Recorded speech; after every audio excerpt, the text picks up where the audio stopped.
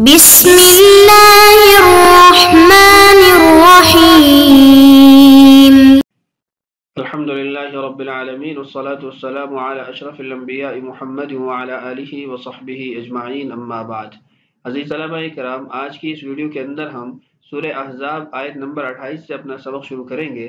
اس سے قبل ہم اس سورت کے 3 رکوع پڑھ چکے ہیں۔ پہلے رکوع کے اندر ہم نے رسول اللہ صلی اللہ علیہ وسلم کے نام کا ادب اور اللہ تعالیٰ کی کچھ حقوق، توکل، اعتماد،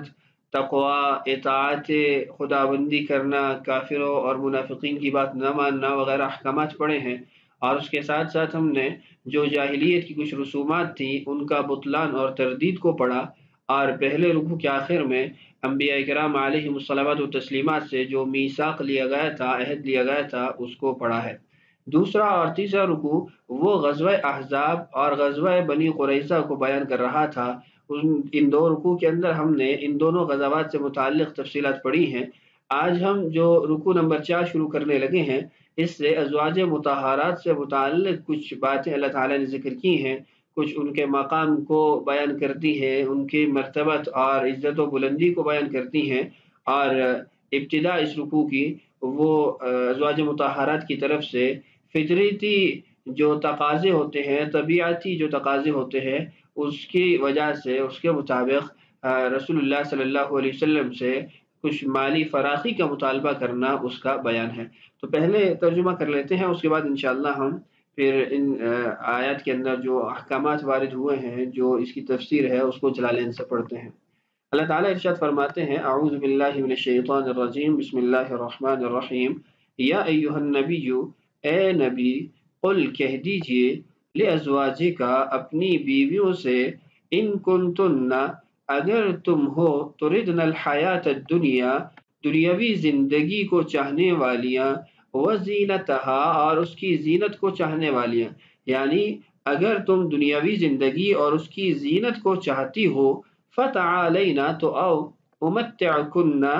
میں تمہیں کچھ تحفے دیتا ہوں، واسرحکن اور تمہیں رخصت کرتا ہوں، سراحا جمیلا خوبصورت طریقے کے ساتھ۔ وَإِن كُنتُنَّ اور اگر تم ہو، تردن اللہ چاہتی ہو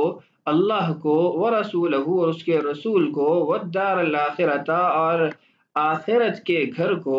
آخرت کے عالم کو، فإن اللہ تو یقین جانو بے شک اللہ نے، اعد تیار کر رکھا ہے، للمحسنات منکن تم میں سے نیک خواتین کے لیے، اچھے کام کرنے والی خواتین کے لیے، اجرا عظیما شاندار انعامات، بہت شاندار انعام، بڑا انعام۔ یا نساء النبی، اے نبی کی بیویوں، من یأتی منکن جو بھی تم میں سے ارتکاب کرے گی، بفاحشۃ مبینۃ کسی کھلی بہودگی کا، یضاعف لها العذاب تو اس کے عذاب کو بڑھا دیا جائے گا، ضعفین دگنا کر کے، وَكَانَ ذَلِكَ عَلَى اللَّهِ يَسِيرًا اور اللہ کے لیے ایسا کرنا بہت آسان ہے۔ ان آیات کی بابت ہم تفسیر پڑھ لیتے ہیں، باقی انشاءاللہ اگلی ویڈیو کے اندر پڑھ لیں گے۔ یا ایہا النبی، اے نبی، قل کہہ دیجئے، لازواجک اپنی بیویوں سے۔ صاحب جلالین آگے فرما رہے ہیں، وہن 9 وہ اس وقت 9 تھی، یعنی ان کی تعداد اس وقت 9 تھی، چونکہ سیدہ خدیجہ رضی اللہ عنہا فوت ہو چکی تھی، تو جو اس وقت آپ کی ازواج مطہرات تھیں ان کے نام ذکر کر دیتا ہوں۔ سیدہ عائشہ، سیدہ حفصہ بنت عمر، سیدہ ام حبیبہ جن کا نام رملہ بنت ابی سفیان ہے، سیدہ ام سلمہ جن کا نام ہند بنت ابی امیہ المخزومیہ ہے، سیدہ سودہ بنت زمعہ، سیدہ زینب بنت جحش، سیدہ میمونہ بنت الحارث، سیدہ صفیہ بنت حیی بن اخطب، سیدہ جویریہ بنت حارث رضی اللہ عنہن اجمعین۔ یہ 9 بیویاں اس وقت رسول اللہ صلی اللہ علیہ وسلم کے نکاح کے اندر موجود تھیں، چونکہ سیدہ خدیجہ رضی اللہ عنہا کی وفات وہ پہلے ہو چکی تھی۔ وَطَلَبْنَ مِنْهُنَّ ان سب نے مطالبہ کیا رسول اللہ صلی اللہ علیہ وسلم سے، من زینت الدنیا دنیا کی زیب و زینت کا، ما لیس عندہ ایسی چیزوں کا جو رسول اللہ صلی اللہ علیہ وسلم کے پاس نہیں تھی، کیونکہ رسول اللہ صلی اللہ علیہ وسلم کی عادت طیبہ یہ تھی کہ آپ کے پاس جو کچھ بھی ہوتا تھا آپ اس کو صدقہ کر دیتے تھے، اور ویسے بھی آپ نے اختیاری فقر اللہ تعالیٰ سے مانگ رکھا تھا اور اسی کو اختیار کر رکھا تھا، تو آپ کا جو اختیاری فقر تھا اس کی وجہ سے زیادہ مال و دولت کی ریل پیل تھی نہیں، اور جو ہوتا تھا وہ بھی آپ صدقہ کر دیتے تھے۔ تو اس لیے ازواج مطہرات نے جو آپ سے مطالبہ کیا دنیا کی زیب و زینت کا، وہ آپ صلی اللہ علیہ وسلم کے پاس موجود نہیں تھی۔ اس آیت کا جو شان نزول ہے یا واقعہ ہے وہ کچھ یوں ہے کہ جب غزوہ احزاب ہو چکا، غزوہ بنی قریظہ ہو چکا، تو مسلمانوں کے پاس بہت سارا مال آیا، تو رسول اللہ صلی اللہ علیہ وسلم کی ازواج مطہرات نے سمجھا کہ آپ صلی اللہ علیہ وسلم کو بھی ایک اچھا خاصا حصہ اس میں سے ملے گا، تو انہوں نے آ کے یہ مطالبہ کیا کہ کیس و قصرہ کی بیویاں ہیں وہ اچھا پہنتی ہیں، اچھا کھاتی ہیں، ہم بھی اچھا پہننا چاہتی ہیں، اچھا کھانا چاہتی ہیں، اور انہوں نے مطالبہ کیا کہ ہمارا جو نفقہ ہے اس کو بڑھایا جائے، ہمارا خرچہ بڑھایا جائے۔ تو رسول اللہ صلی اللہ علیہ وسلم کو یہ چیز بہت زیادہ شاق گزری اور آپ صلی اللہ علیہ وسلم اس سے بے چین ہوئے۔ تو جب آپ پریشان ہوئے تو اللہ تعالیٰ نے یہ آیات نازل کی، ان کنتن تردن الحیات الدنیا، اگر تم چاہتی ہو دنیا کی زندگی کو، وزینتہا، اور دنیا کی زیب و زینت کو چاہتی ہو، فتعالینا، تو آؤ، امتعکن، میں تمہیں تحفے دیتا ہوں، ای متعت الطلاقی، جو طلاق کے اندر تحفہ دیا جاتا ہے وہ دے دیتا ہوں، واسرحکن، اور میں تمہیں رخصت کر دیتا ہوں، سراحا جمیلا، اچھے طریقے سے، مطلقکن من غیر ضرار، بغیر کسی تکلیف کے میں تمہیں طلاق دے دیتا ہوں۔ یہ پہلا یعنی ان کو اختیار تھا کہ اگر تم دنیا کی زیب و زینت کو ہی چاہتی ہو اور تمہیں دنیا کی زندگی ہی چاہیے تو پھر آؤ، تمہیں اچھے طریقے سے رخصت کر دیتا ہوں، کچھ مال دے کر، کچھ تحفے دے کر رخصت کر دیتا ہوں۔ یہ ازواج مطہرات کو پہلا اختیار دیا گیا۔ یہاں کچھ عبارت سے متعلق وضاحت کر دیتا ہوں، ان کنتن تردن الحیات الدنیا وزینتہا فتعالینا، یہ تعالینا فعل امر ہے، اور اس کا جو معنی ہے وہ ہے اقبلن علیہ، میری طرف آؤ، میں تمہیں اچھے طریقے سے رخصت کر دیتا ہوں۔ امتعکن و اسرحکن، یہ دونوں فعل ساکن ہیں، چونکہ دونوں کا آپس میں عطف ہو رہا ہے تو یہ ما قبل کے لیے دو وجہ سے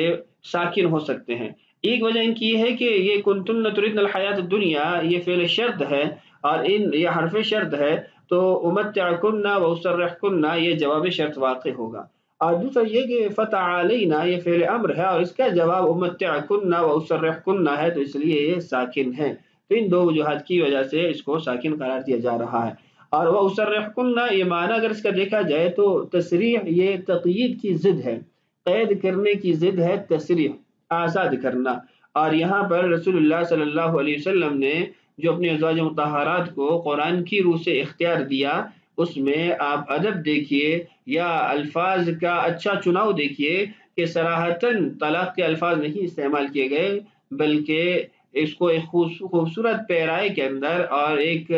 غیر معروف الفاظ کے اندر جو طلاق کے لیے یعنی غیر معروف ہیں ان میں ذکر کیا گیا۔ من غیر ضرار کا مطلب یہ ہے کہ من غیر عداوت و بغضاء، بغیر کسی دشمنی کے، بغیر کسی بغض کے تمہیں اس یعنی نکاح کی قید سے آزاد کیا جاتا ہے، یا پھر اس کا یہ معنی ہو سکتا ہے کہ تمہیں لوگ بھی اس میں کچھ نہیں کہیں گے، تانے نہیں دیں گے، تمہیں اچھے طریقے سے رخصت کر دیا جاتا ہے۔ دوسرا اختیار، وَإِن كُنتُنَّ تُرِدْنَ اللَّهَ وَرَسُولَهُ، اگر تم اللہ اور اس کے رسول کو چاہتی ہو، وَالدَّارَ الْآخِرَةَ، اور عالم آخرت کو چاہتی ہو، عالم آخرت سے مراد جنت کو چاہتی ہو، کیونکہ دار الاخرہ کے اندر اما الجنہ و اما النار، تو اگر اللہ کی اور اللہ کے رسول کے چاہنے والے ہوں گے تو وہ جنت کی طرف جانے والے ہوں گے، تو اگر جنت کو چاہتی ہو، فَإِنَّ اللَّهَ، تو بے شک اللہ نے اعدّ تیار کر رکھا ہے، للمحسنات منکن،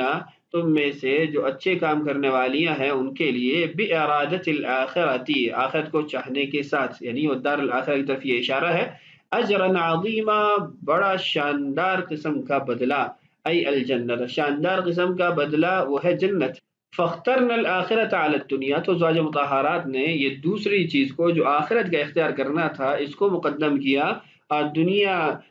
کی جو زیب و زینت ہے، یہ دنیا کو چاہنا ہے، اس کو مؤخر کیا، اس کو رد کیا۔ یہاں پر یہ جو للمحسنات منکن ہے، یہ من تبعیضیہ نہیں ہے کہ کچھ کو اس میں سے نکالا گیا، بلکہ من بیانیہ ہے کہ ان میں سے تمام کی تمام کلہن یحسن، وہ ساری کی ساری نیک اعمال کرنے والی ہیں، اچھے کام کرنے والی ہیں۔ دوسری بات، اجرا عظیمہ، بڑا اجر تیار کر رکھا ہے۔ صاحب جلالین نے اس کا مصداق جنت کو قرار دیا ہے، جبکہ اگر اس کے ظاہری مفہوم کو دیکھا جائے تو وہ عام ہے۔ اجرا عظیمہ، یہ دنیا میں بھی ان کو دیا گیا اور آخرت کے اندر بھی ان کو اجر دیا گیا۔ دنیا کا اجر یہ ہے کہ وہ رسول اللہ صلی اللہ علیہ وسلم کے نکاح میں باقی رہیں گی، اور نکاح میں باقی رہنے کے ساتھ ساتھ ان کو یہ اعزاز بخشا گیا کہ رسول اللہ صلی اللہ علیہ وسلم کو منع کر دیا گیا کہ آپ نے اب مزید شادیاں بھی نہیں کرنی، اور ان میں سے کسی کو طلاق دے کر اس کی جگہ پر بھی شادی نہیں کرنی، یعنی آپ ان کو طلاق بھی نہیں دے سکتے۔ اللہ تعالیٰ نے اسی صورت میں آگے ایک مقام پہ ارشاد فرمایا، لا يحل لك النساء من بعد ولا ان تبدل بهن من ازواج ولو اعجبك حسنهن الا ما ملكت يمينك۔ تو یہ بھی ازواج مطہرات کے لیے ایک بدلہ تھا، ایک اجر تھا ان کے اس اختیار پر کہ انہوں نے آخرت کو مقدم کیا اور دنیا کو مؤخر کیا۔ ان آیات کے اندر جو تخییر کا بیان ہوا ہے، تو ان آیات کے نازل ہونے کے بعد رسول اللہ صلی اللہ علیہ وسلم نے اپنی بیویوں سے ایک ایک کر کے اس بات کو ذکر کیا اور یہ آیات سنائی۔ سیدہ عائشہ رضی اللہ عنہا فرماتی ہیں کہ رسول اللہ صلی اللہ علیہ وسلم نے آیت تخییر نازل ہونے کے بعد مجھ سے ابتدا فرمائی، اور آیت سنانے سے پہلے آپ صلی اللہ علیہ وسلم نے فرمایا کہ میں تم سے ایک بات کہنے والا ہوں، مگر تم اس کے جواب میں جلدی نہ کرنا، بلکہ اپنے والدین سے مشورہ کر لینا۔ لا علیکی اللہ تستعجلی فتستعمیری ابویکی۔ پھر رسول اللہ صلی اللہ علیہ وسلم نے یہ آیات سنائی اور اپنے والدین کے مشورے سے فیصلے کا حکم دیا۔ تو سیدہ عائشہ رضی اللہ عنہا فرماتی ہیں کہ میں نے عرض کیا کہ افی ھذا استعمر ابویہ، کیا اس جیسے معاملے میں بھی میں اپنے والدین سے مشاورت کروں گی؟ لا انما ارید اللہ تعالی ورسولہ والدار الاخرہ، نہیں، بلکہ میں تو اللہ، اس کے رسول کو اور آخرت کے دار کو، آخرت کے عالم کو، جنت کو ہی اختیار کرتی ہوں۔ تو سیدہ عائشہ رضی اللہ عنہا نے یہ فیصلہ فرمایا، اور اس کے بعد رسول اللہ صلی اللہ علیہ وسلم نے تمام ازواج مطہرات کو آیت تخییر سنائی اور ان کو فیصلے کا موقع دیا، اختیار دیا، تو سب نے اللہ، اس کے رسول کو اور آخرت کے دار کو ہی اختیار کیا۔ آگے چلتے ہیں۔ یا نساء النبی، اے نبی کی بیویوں، من یأت منکن، جو بھی تم میں سے ارتکاب کرے گا، بفاحشۃ مبینۃ، کھلی بےہودگی کا، بفاحشۃ، فاحشہ یوں تو بدکاری کے معنی میں بھی استعمال ہوتا ہے، لیکن اس کے ساتھ ساتھ فاحشہ وہ بذاءۃ اللسان، زبان کی تیزی کے لیے بھی استعمال ہوتا ہے، یعنی زیادہ بولنا، نامناسب باتیں کرنا اور زبان سے تکلیف دینا، تو یہ بھی فاحشہ کا مطلب ہے، جس کی دلیل قرآن پاک کی آیت ہے لا تخرجوهن من بيوتهن الا ياتين بفاحشة مبینہ، کہ عدت والی عورت اگر وہ اپنی زبان سے تکلیف دیتی ہے تو اس کو پھر گھر سے نکالنے کی گنجائش ہوتی ہے۔ تو یہاں پر اس سے یہی مراد ہے کہ اگر تم میں سے کوئی زبان سے نامناسب باتیں کرتی ہے، بذاءۃ اللسان کا ارتکاب کرتی ہے، مبینۃ، کھلے طور پر، فرماتے ہیں مبینۃ بفتح الیاء وکسرها، مبینہ، مبینہ، یا کی فتحہ کے ساتھ بھی پڑھا جا سکتا ہے، یا کی کسرہ کے ساتھ بھی پڑھا جا سکتا ہے، ای بینت، مبینہ پڑھیں گے تو اس کا معنی چونکہ مفعول ہے تو مجہول کے اعتبار سے کیا جائے گا کہ واضح کی گئی، ظاہر کی گئی، اور مبینۃ پڑھیں گے تو پھر یہ بینۃ، ظاہر کرنے والی، اس میں فاعل کا صیغہ بن جائے گا۔ یضاعف، آگے کلمہ یضاعف کی مختلف قراتیں صاحب جلالین نے ذکر کی ہیں، 3 قراتیں یہاں مذکور ہیں۔ یضاعف، وفی قراءۃ یضاعف بالتشدید، یعنی ضاعف یضاعف سے صیغہ واحد مذکر غائب فعل مجہول، وفی اخرى، اور ایک ہے نضاعف بالنون معه، نون کی ابتدا میں اور عین کی کسرہ کے ساتھ، تشدید کے ساتھ اس کو پڑھا جائے گا۔ تو 3 قراتیں ہوگی، یضاعف، یضاعف اور نضاعف۔ یضاعف اور یضاعف پہلی جو 2 قراتیں ہیں ان کے مطابق تو العذاب ہی ہوگا، یعنی اس پر ضمہ ہی ہوگی، لیکن جو تیسری قرات ہے نضاعف بالنون، اس میں وَنُصِبَ الْعَذَابُ، کلمہ عذاب پر فتحہ آئے گی، اس لیے کہ نضاعف فعل فاعل ہو جائے گا اور العذاب اس کے لیے مفعول ہو جائے گا۔ اور یضاعف یہ دونوں مجہول کے صیغے ہیں تو آگے نائب فاعل ہو جائے گا. ضعفین دو گنا. ضعفی عذاب غیرہن ای مثلیہ مطلب یہ ہے کہ تمہارے علاوہ جو دیگر عام عورتیں ہیں ان کے عذاب کے دگنا عذاب تمہیں دیا جائے گا، اس جیسے دو مثل عذاب تمہیں دیا جائے گا. وَكَانَ ذَلِكَ عَلَى اللَّهِ يَسِيرًا اور یہ اللہ پر بہت ہی آسان ہے. ذالک اس میں اشارہ ہے، اس کا مشار الیہ ہے تضعیف العذاب، عذاب کا دگنا کر دینا یہ اللہ کے لیے کوئی مشکل یا پریشانی والا معاملہ نہیں ہے بلکہ اللہ کے لیے یہ بہت آسان ہے. تو اس آیت میں ازواج مطہرات کی بابت جو اللہ تعالیٰ کا حکم تھا اس کی شدت کو واضح کیا گیا کہ جو ان کا مقام و مرتبہ ہے، جو ان کو اعزاز اور شرف ملا ہے، اس کا تقاضا یہ ہے کہ یہ گناہوں سے، یہ فحش کلام سے، سخت کلام سے بچتی رہیں، وگرنہ ان کو ان کے عالی مقام کی وجہ سے دوگنا عذاب دیا جائے گا. عام طور پر تو قاعدہ یہ ہے نا کہ جزاء سیئۃ سیئۃ مثلھا، ایک برائی ایک اس کے اوپر سزا ملے گی. لیکن ازواج مطہرات چونکہ بلند و بالا مرتبے اور مقام کے حامل ہیں تو ان کا استثناء کیا گیا کہ ان کی غلط باتوں کا، ان کے گناہ کا ان کو دگنا عذاب دیا جائے گا ان کے عالی مقام کی وجہ سے. اسی مضمون کا تسلسل اگلی ویڈیو میں انشاءاللہ آ رہا ہے، وہاں پر مزید ان آیات کی بابت کلام ہو جائے گا. اللہ تعالی ہم سب کو قرآن سے سچی محبت، عشق اور شغف نصیب فرمائے. اللہ تعالی ہم سب کا حامی و ناصر ہو. السلام علیکم ورحمۃ اللہ وبرکاتہ.